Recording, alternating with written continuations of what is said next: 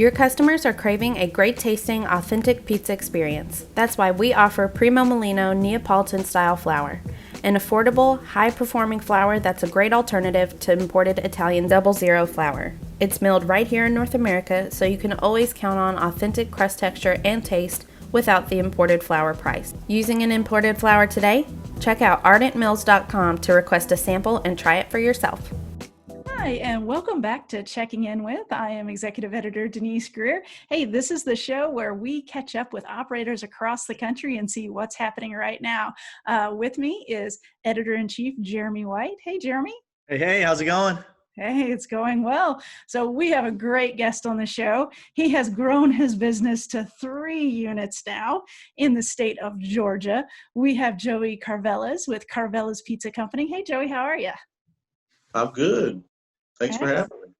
Excellent. Well, why don't you bring us up to speed? What's happening right now at Karvelas? So we just opened our 3rd location in downtown Noonan, Georgia, and we've got now about 92 employees. We started with 4. Me and my wife were 2 of those. So we are a dine-in and take-out business.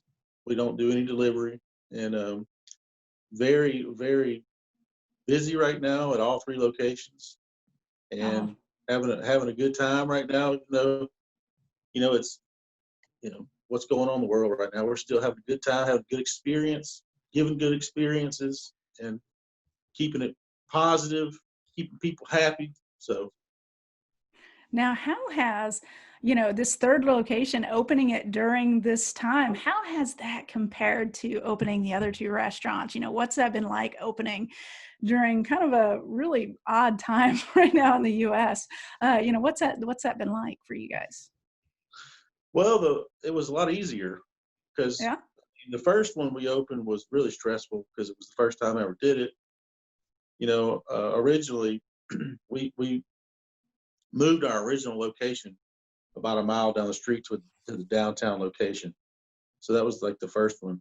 The second one in LaGrange was a little easier, but it's still really, really tough because, we didn't have the staff. We wasn't used to, not being in the restaurant. So it was a little stressful with that. So I was the one in there prepping all the food for the second location, me and another guy. It's pretty tough. But the third one, we had grown so much. We hired 30 people just to open LaGrange or Noonan.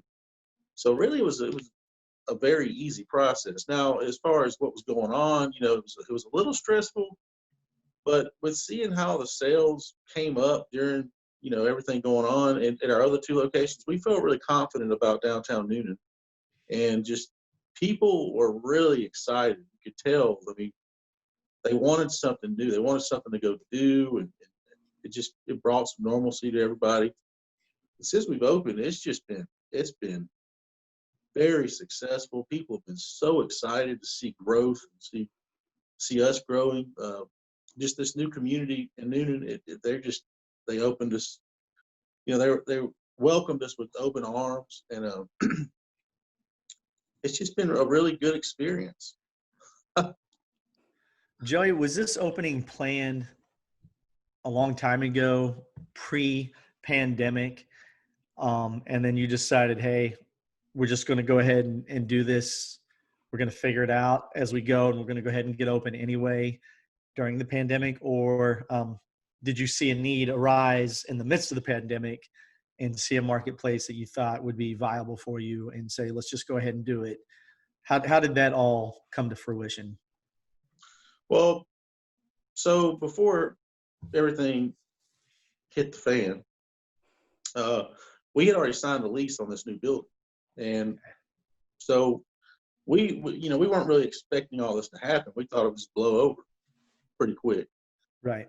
And, in that first month when it all hit, we took a hit at both of our locations, and it was a little stressful. We didn't pay ourselves for a whole month. We paid all the staff, but we didn't pay ourselves, and which was, I think, a very smart thing for us to do. But after that month, things started picking back up, and we just felt confident about, going after it. So we went full force. and we got it open in about 3 months. Wow.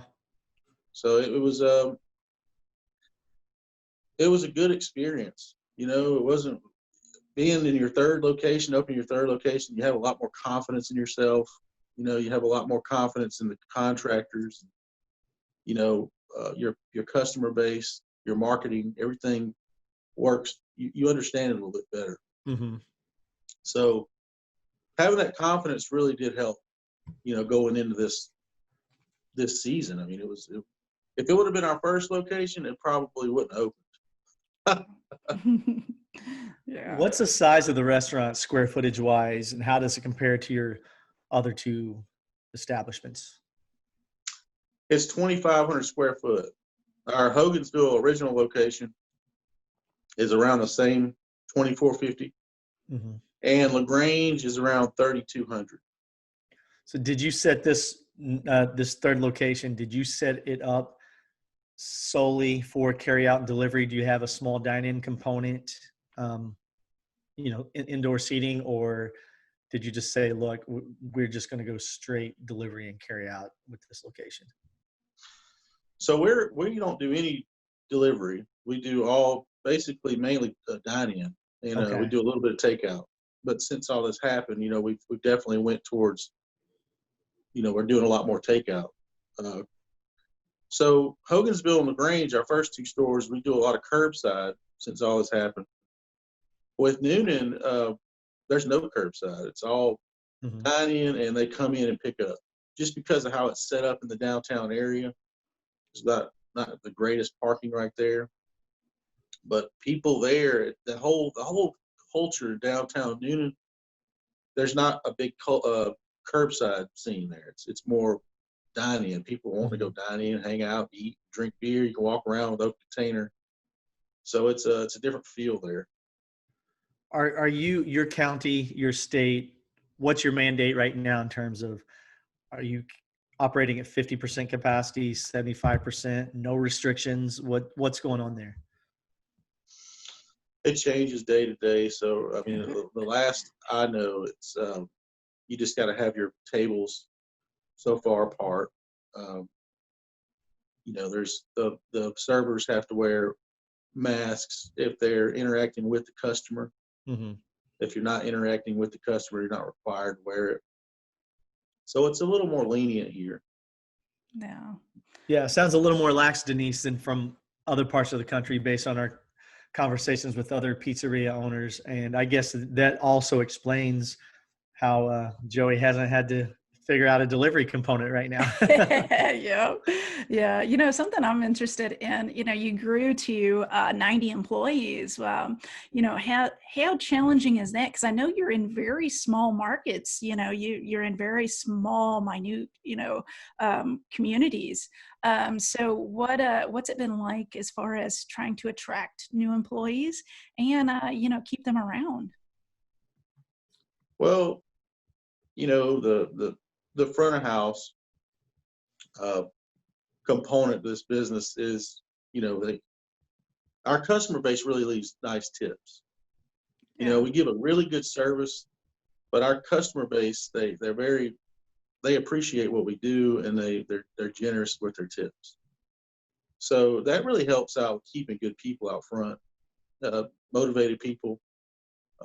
We have a lot of people wanting to work at Karvelas Pizza through marketing. I really feel like a lot of our employees, they'll say, "Man, we've been watching you guys on Facebook, Instagram, and we really think you guys have a good time here. We want to work here." You know, so 95% of them say that, and so it's kind of like a little, I guess, draft pool or whatever you call it, way to get people to come in and see how everything happens on, you know, online.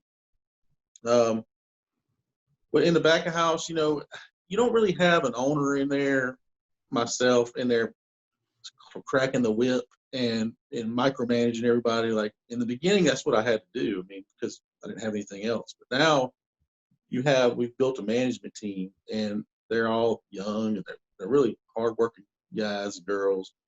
They get paid really well, and they just have a good time in there. They all get along. It's like a family. So I think that for me, me being able to step out of the operation, not being in there with everybody, and because obviously a founder of a business is going to be kind of, on top of everything, and I'm set in my ways, and I don't want you doing exactly this. I want you doing exactly this way. So me not being there doing that, it gives everybody a chance to kind of just relax, do their job the way they like to do it. As long as the food comes out the way it's supposed to come out, and they give the good service, they keep the restaurants clean. Those three things right there is kind of what our management team focuses on. And in return, I feel like we've developed a really good culture from that. Yeah. And, you alluded to it a second ago. Man, your social is just top notch. We had talked about it for your conversation in the magazine, which, by the way, plug, it is out right now. It's on pizzatoday.com. Check it out. But you got to check it out. But you really got to check out Karvelas' social account, because you've done something that is very unique to you, and I think it keeps so much engagement happening. And that's you're always introducing these new series. Can you kind of talk about what you're doing there and how you're kind of bringing yourself into it? Well, there's, it's not like I have this master plan here, but I mean, we're just trying to keep, I've before I ever owned a restaurant, I always noticed that everybody markets discounts. They market what they can give away for free, or they can give to a discount. I feel like, man, I create a product that is so good, that is one of the best products you're going to buy, and it's not worthy of a discount. It's worthy of paying full price for it. And we work really hard to create this food, this experience. So we really don't mind charging for it. So I'm like, man, how do you really get out there to the public and market your business? Well, let's just do some videos. Let's do some goofy videos. Let's come up with some cool little ideas, series, and be consistent with it. So that's my key. My whole thing with our marketing team is we got to be consistent. We got to put stuff out every Friday. There's got to be a series. We try to do 12 to 15-week series. We've got 2 more already. So the pizza box right now, I'll just let you know, I mean, we've got 12 episodes already finished in the Dropbox, ready to be, sent out. So we've already got 2 more we're working on, 2 more series we're working on. So we're really far ahead, right now, which helps. It's really nice to have that much work done. Are you working with an internal team or an external marketing company to make those things happen? Oh, we have it. It's all in-house. So I love that. we got some of our, one of the guys, his name's Chandler. He actually has a mass media degree, and he wanted to be on like ESPN announcing sports games and stuff. So I came to him and talked to him about this opportunity, and he jumped on it. He's just been really good at it, man. He's really done a good job. But if you watch the Daily Slice on Monday, you'll hear him talking. That's his background, sports broadcast. But he's also a server, so we try to keep it all internal. I mean, it's easy to do. It's affordable, and it's really fun. I mean, it's like making pizzas. I mean, it's real. You just be creative, and have fun creating different videos, just like food. Sounds like you're having a lot of fun with it. Yeah, man, we absolutely. are. It really is. It's something that I didn't realize I really was passionate about, because I do a lot of videos myself. Mm-hmm. So it is really fun. I started doing videos with Karvelas because I didn't want to type on the phone. Like I don't like reading. I sound like a dummy, but so I started making these little quick videos, and it's easy to do that, So it just went from there. It's it kind of expanded from there. I love the philosophy. There's no need to discount a quality product ever. There's zero need. Matter of fact, many independent pizzeria operators across the country probably aren't charging enough for their product to begin with, let alone giving a 20 or 30% discount.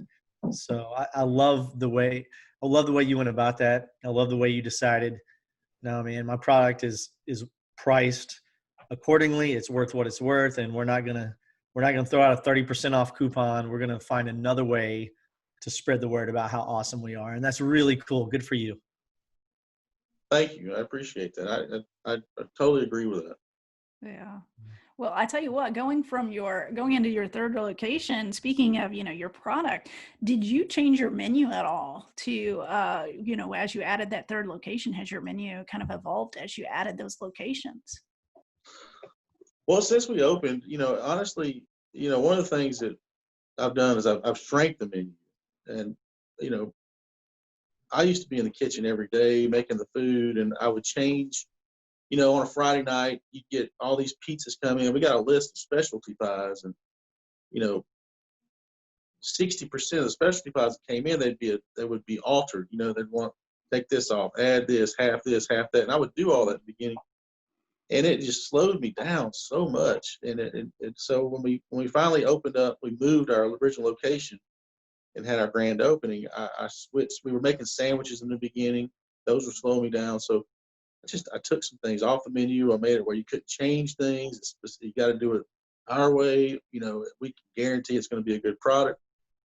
And we had some backlash with that, but for the most part, it makes us faster.